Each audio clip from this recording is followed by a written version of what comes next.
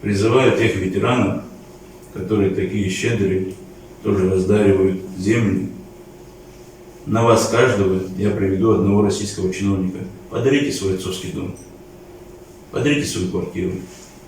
Когда вы все те, которые призываете подарить Пицунду,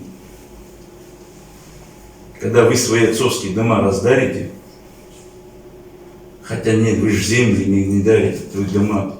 Ну давайте вот, коробки, что имеете, подарите. Когда вы все раздарите, тогда вернемся к вопросу о Пицунде. И все, не стесняясь, пришли в парк славы. И все туда цветы ложили. Как вы думаете, вот эти ребята, которые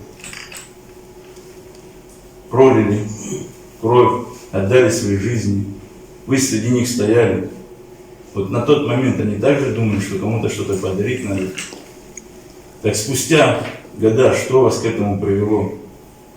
Что вас заставляет сегодня мыслить так, что вы можете что-то дарить? Хотя 30 лет назад вы все встали как один, и у вас такой мысли не было.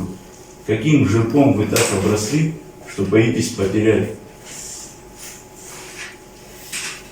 Единое мнение нашего подразделения: ни пяди земли дарить не имеем права.